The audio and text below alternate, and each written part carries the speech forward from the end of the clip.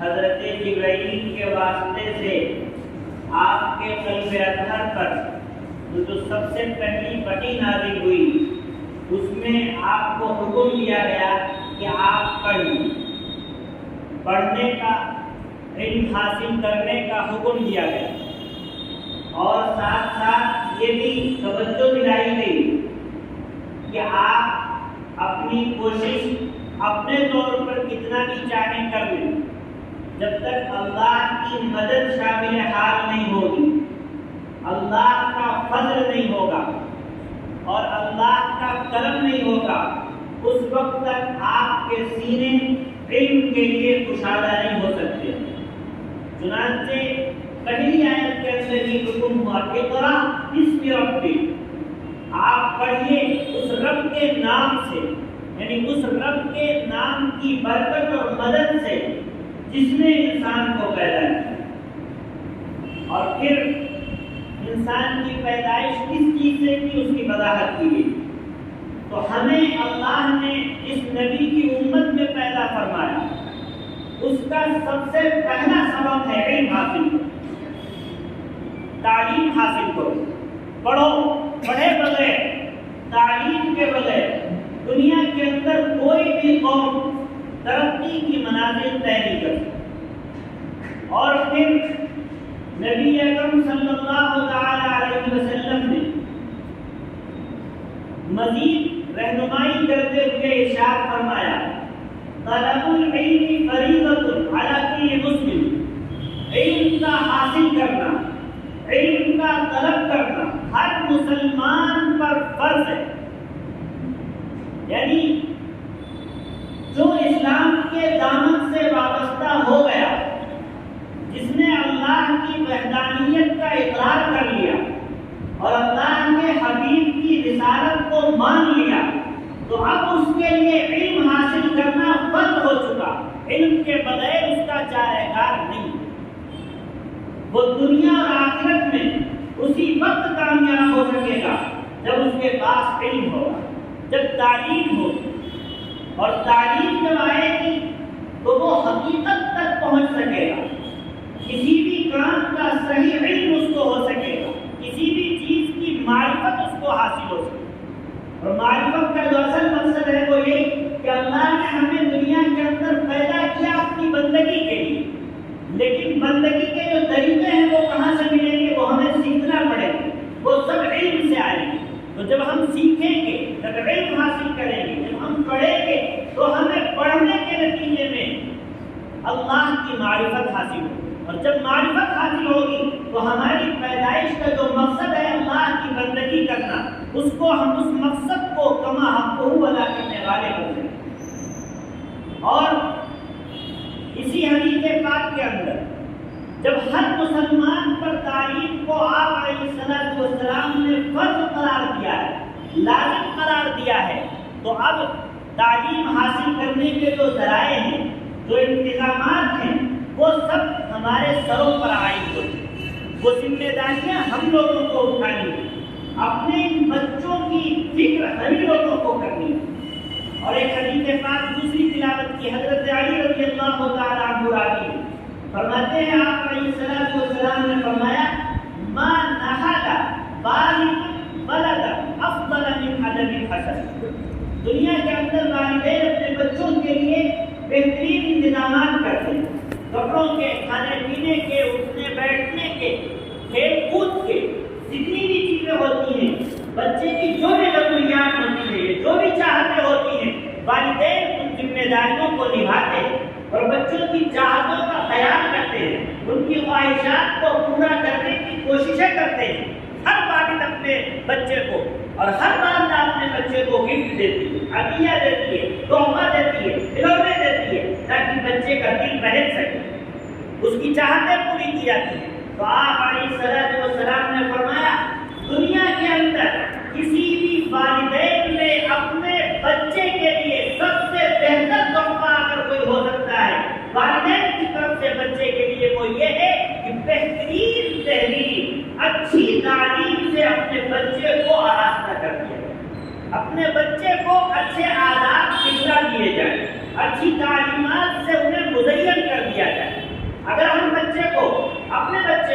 اچھی تعلیم سے، اچھے آداب سے، اچھی تہذیب سے پہلے دن سے آراستہ کر دیں گے، پہلے دن سے اس کی رہنمائی کر دیں گے اور پہلے دن سے اس کے لیے نقوش متعین کر دیں گے، راہیں متعین کر دیں گے، تو وہ جو آج بچہ ہے کل کو جب وہ بڑا ہوگا اور بڑے ہو کر کے جب وہ میدان عمل میں آئے گا تو وہ اپنے والدین کے بھی نام کو روشن کرنے والا ہوگا، اپنے خاندان کے بھی نام کو روشن کرنے والا ہوگا اور آگے بڑھ کر کے اگر اس کو اللہ موقع دے گا تو اپنے شہر کا، اپنے ضلع کا، اپنے صوبے کا، اپنے ملک کا نام روشن کرنے والا بنے گا، ایک اچھا امتی بنے گا اور نبی کے جو تمام تک جو پیغامات ہیں ان کو جب سب تک پہنچانے والا بنے گا۔ یہ کب ہوگا؟ جب بچپن سے اچھی تربیت کی جائے، اچھی تہذیب سکھائی جائے، اچھے آداب سکھلائے جائے۔ اسی لیے بنیادی طور پر آپ علیہ السلام نے ہر موقع پر رہنمائی کی ہے کہ بچے کے والدین پر کیا حکم ہے۔ سب سے پہلا حق بچے کا یہ ہے جب پیدائش ہو تو ایک اچھا سا نام رکھا جائے، ایسا اچھا سا نام رکھا جائے کہ لوگ سن کر کے متوجہ ہو اور نام کے اس بچے پر اثرات ہوں۔ بچے کا جو نام رکھا جاتا ہے تو نام کا اثر بچے پر ہوا کرتا ہے۔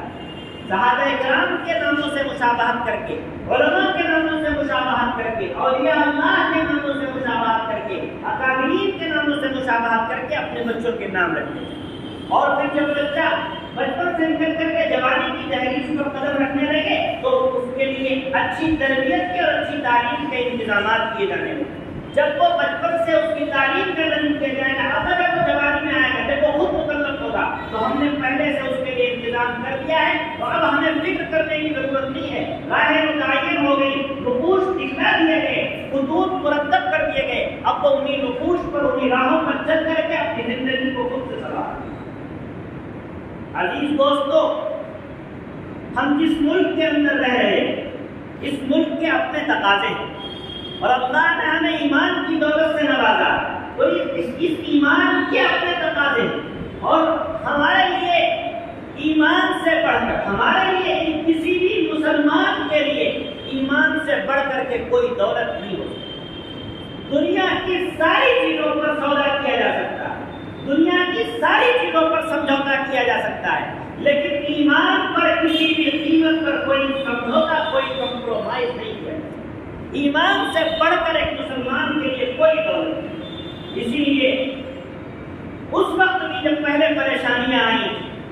پہلے پریشانیاں آنے کا مطلب ہم جس ملک کے اندر رہ رہے ہیں یہاں جب انگریزوں سے پہلے کا دور تھا تو اس وقت ہمارے لیے جو مسلم بادشاہوں کا دور تھا اس وقت تعلیم کے انتظامات تھے، مسجدوں میں، شہروں میں بڑے بڑی تعلیم کے انتظامات تھے اور لوگ علم دین کو حاصل کر کے اپنے ایمان کو بچاتے تھے اور اپنے ایمان کو محفوظ رکھتے تھے اور دین کے مطابق زندگی گزارتے۔ لیکن بعد میں جب انگریزوں کا تسلط ہوا تو اس میں کیا ہے، کمی آ گئی، کمی آتی چلی گئی اور پھر جب بدقسمتی سے ہم دو حصوں میں بٹ گئے تو جو ہمارا بچا کچھا جو سرمایہ تھا وہ سارا کا سارا لوٹ گیا۔ اب اس وقت جو ہمارے اسلاف جنہوں نے اس ملک کی حفاظت کے لیے قربانیاں دی، جن کی پگڑیاں اچھالی گئی تھی اور جنہوں نے گالیاں کھائی تھی، جنہوں نے غلط غلط الفاظ سنے تھے اور صرف اللہ کے حبیب کی خاطر، اللہ کے نبی کی سنت کو زندہ کرنے کے لیے انہوں نے قربانیاں دی، قربانیاں، گالیاں کھائی ہمارے اکابر نے، گالیاں سنی، برداشت کیا۔ کیوں کیا؟ اس لیے کہ یہ نبی کی سنت ہے، نبی کی سنت ہے۔ ایک واقعہ چھوٹا سا سبق، جب پہلی نازل ہوئی آپ علیہ السلام پریشانی کے عالم میں تھے، گھر کے اندر آ گئے، گھر کے اندر آ کر کے حضرت خدیجہ سے کہا مجھے چادر اڑا دو، مجھے کملی اڑا دو، تو حضرت خدیجہ نے چپ چاپ کملی اڑا دی اور جب آپ کا کچھ سکون طاری ہوا، آپ کا بدن کوئی اطمینان ہوا تو پھر حضرت خدیجہ سے جب آپ نے پوری کہانی سنائی تو حضرت خدیجہ آپ کو لے کر کے حضرت برقہ بن نوفل کی خدمت میں گئی۔ حضرت برقہ بن نوفل نے پورا واقعہ سنا اور سننے کے بعد فرمایا کہ ایک وقت ایسا آئے گا کہ آپ کے اپنے لوگ آپ کو اپنے آپ کے شہر سے نکال پائیں گے، جو آپ کے خاندان والے ہیں، جو آپ کے اپنے شہر والے ہیں، جو آج آپ پر جان نچھاور کرنے کے لیے تیار ہیں، جو آج آپ کو صادق اور امین کا لقب دے رہے ہیں، وہی آپ کو اسی شہر سے، اسی مکہ سے آپ کو نکال پا رہے ہیں۔ صرف یہ کہنا نہیں ہے، اس کے بعد جو حضرت ورقہ بن نوفل نے آپ علیہ السلام کو بات بتلائی تھی اور توجہ دلائی تھی، وہ ہم سب کے لیے، یہاں جو ذمہ داران ہیں ہم سب کے لیے وہ درس عبرت ہے۔ حضرت ورقہ بن نوفل نے اس وقت آپ علیہ السلام سے کہا تھا کہ آپ کو آپ کے گھر والے،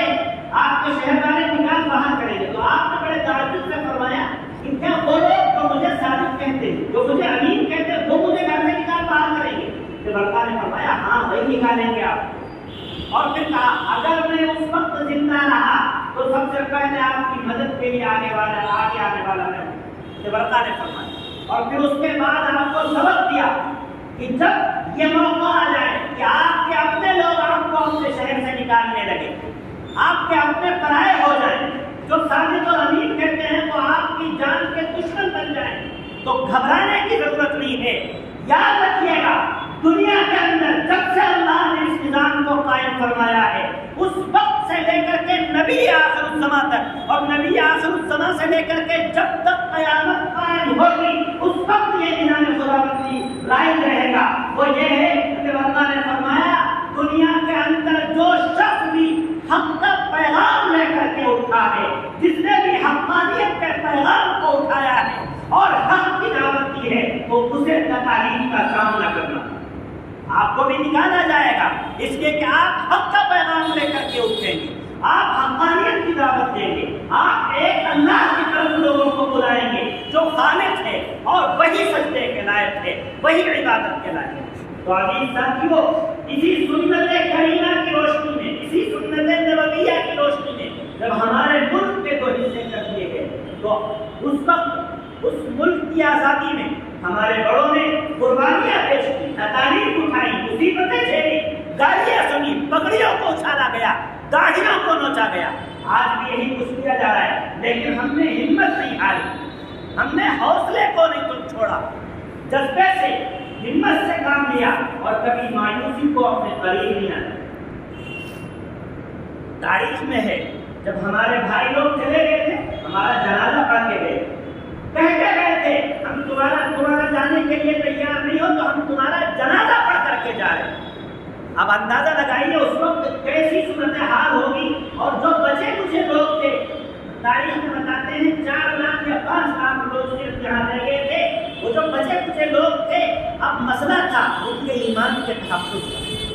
جو بچے تھے ان کے ایمان کو بچانے کا مسئلہ تھا، کیونکہ جو دشمن طاقتیں تھیں انہوں نے جگہ جگہ عیسائی مشینیں کام کر رہی تھیں، جگہ جگہ ایسا نظام بنا دیا تھا کہ اپنے بچوں کو لوگ انہی کی تعلیم کی طرف بھیج رہے تھے، اور وہ تعلیم کا سنہرا خواب دکھا کر کے ایمان پر ڈاکہ ڈالنے کی کوشش کر رہے تھے۔ تو چنانچہ اس وقت محنت کی گئی اور تحریک کی شکل میں، ایک مشن کی شکل میں اسی پیغام کو لے کر کے ہمارے قابل اٹھے، اور پورے ملک کے ہر شہر، گاؤں،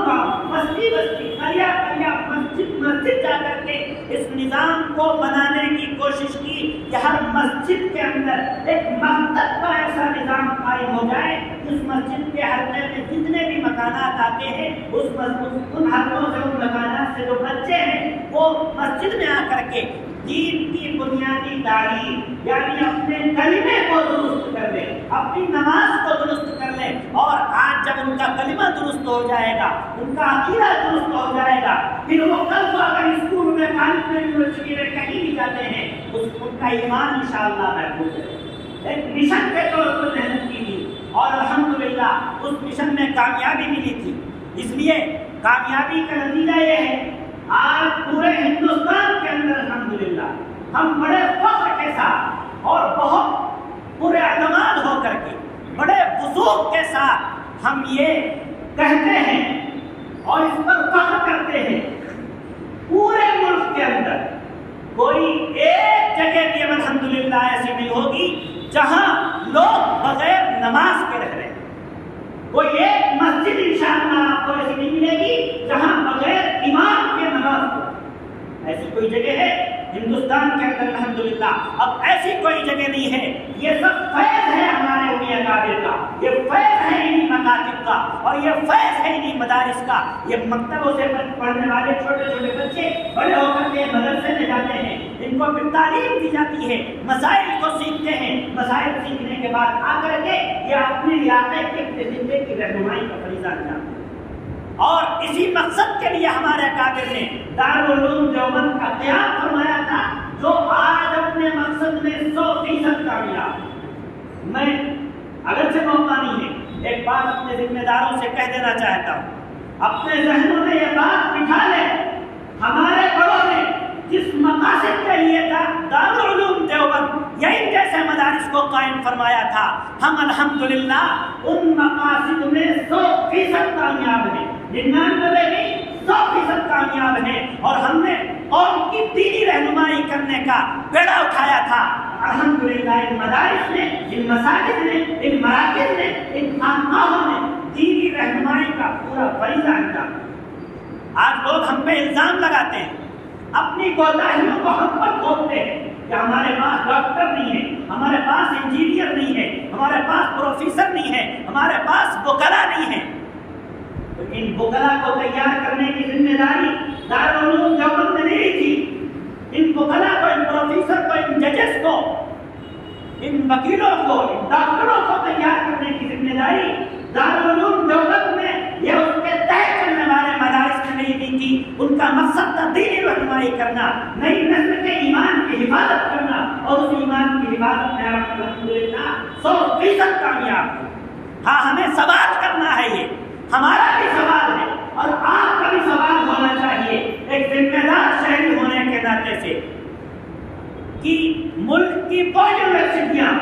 جنہوں نے بیڑا اٹھایا تھا کہ ہم قوم کو ڈاکٹر دیں گے, ہم قوم کو انجینئر دیں گے, ہم قوم کو وکلا دیں گے, ہم ان سے سوال کرتے ہیں تم نے ہماری ضرورت کو کیوں پورا نہیں, تم نے ہماری ضرورت کو پورا کیوں نہیں کیا. آج وہ اپنی کوتاہی کا سارا خمیازہ ہمارے سر بھوگنا چاہتے. چنانچہ آئے جس کے جی میں آتا ہے وہ کبھی بھی علماء کے خلاف, مدارس کے خلاف زبان درازیاں کرنا شروع کر دیتا ہے. آپ ذمہ داران ہیں, اس لیے یہ بات کہی جا رہی ہے پورے وضوح کے ساتھ, پورے اعتماد کے ساتھ, پورے فخر کے ساتھ. ہم الحمدللہ جن مقاصد کو لے کر کے اٹھے تھے اس میں 100% تھا. تو میں عرض کر رہا تھا یہ ایک مشن تھا کہ گاؤں گاؤں, بستی بستی, مسجد مسجدان مکاتب کا نظام بنانا, اور الحمدللہ اس میں بھرپور کامیابی حاصل. آج جب دشمن طاقتیں, سوشل میڈیا کا زمانہ آ گیا, دشمن طاقتیں ایمان کو مٹانے کے لیے اور ایمان کو سلب کرنے کے لیے اپنی طاقت کا, قوت کا بھرپور مظاہرہ کر کے سامنے آ رہی ہیں, اور نتنے طریقے اختیار کیے جا رہے ہیں ایمان پر ڈاکہ ڈالنے. تعلیم کے میدان سے بھی وہ آ رہے ہیں, اور صنعت کے میدان سے بھی ہم پر حملہ کرنے کی کوشش کی جا رہی ہے. تو آج اس وقت بھی جمعیت علماء نے, اور آج پھر جمعیت علماء نے ایک نئی تحریک کے طور پر, نئی مشن کے طور پر اس کام کو پھر سے شروع کیا ہے کہ وہ جو ہمارے مکاتب جن پر یہ کہا جانے لگا کہ وہ نظام تھوڑا سا بوسیدہ ہو گیا, کیونکہ ہم لوگ جو ہے وہ نئی چیز کی طرف تھوڑا سا جلدی راغب ہو جاتے ہیں. اس لیے جمعیت علماء نے پھر سے اس مشن کو اٹھایا ہے, اس بیڑے کو اٹھایا ہے, اور یہ طے کیا ہے کہ انشاءاللہ مسجد مسجد جا کر کے مکتب کے نظام کو قائم کرنے کی پھر سے کوشش کی, اور یہ انشاءاللہ کوشش کریں گے مسجد کے تحت جتنے بھی مکانات آتے ہیں تو ان مکانات میں جتنے بھی بچے ہیں, ہماری نئی نسل جو ہے وہ اپنے ایمان کو اس مسجد میں, مسجد سے جڑ کر, مکتب سے جڑ کر اپنے ایمان کو حفاظت کرنے والی بن جائے. اسی فکر کو لے کر کے آج جہاں ہم سب جمع ہیں, آج ہمارے درمیان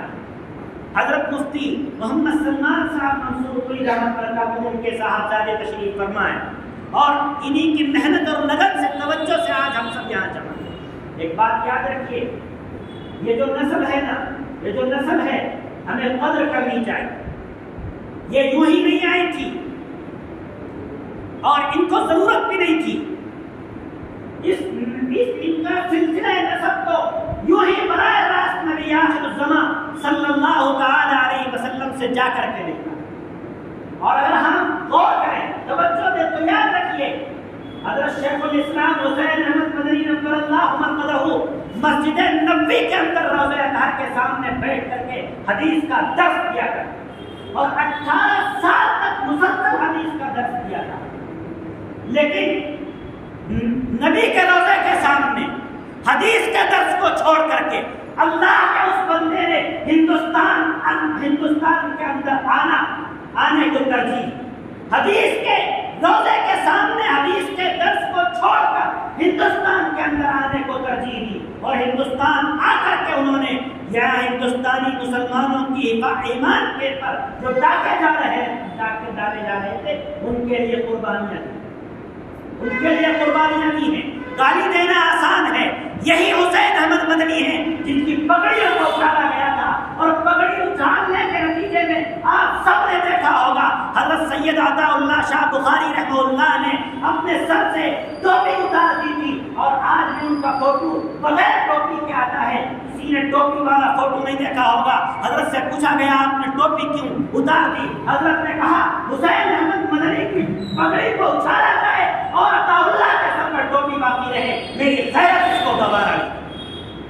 ہمارے درمیان الحمدللہ اس نسل کے افراد موجود ہیں. ہمیں ان کی قدر کرنے کی ضرورت ہے اور جس مشن کو لے کر کے آج یہاں ہم سب لوگ جمع ہوئے ہیں ہم یہ عزم کر کے انشاءاللہ اٹھیں گے کہ انشاءاللہ اس عزم کو لے کر کے اٹھیں گے کہ انشاءاللہ اس مشن کو آگے بڑھانا اور اپنی نئی نسل کے ایمان کی حفاظت کرنے کے لیے ہمیں کچھ بھی کرنا پڑے ہم وہ کریں. ہمارے اکابر نے پہلے بھی کہا تھا اور اب بھی یہی اعلان ہے آدھی روٹی کھائیں گے اور سوکھی روٹی کھائیں گے لیکن اپنے بچوں کی ایمان کے جو ذرائع ہیں جو اسباب ہیں جو وسائل ہیں انہیں اختیار کریں گے انشاءاللہ. رب ذوالجلال ہم سب کو اکابر کے مشن پر عمل کرنے کی توفیق مرحمت فرمائے اور اکابر کے طریقوں کو اختیار کرنے والا بنائے اور جس مشن کو لے کر کے ہم سب یہاں جمع ہوئے ہیں اس میں ہم سب کو بھرپور کامیابی نصیب فرمائے. وآخر دعوانا الحمدللہ.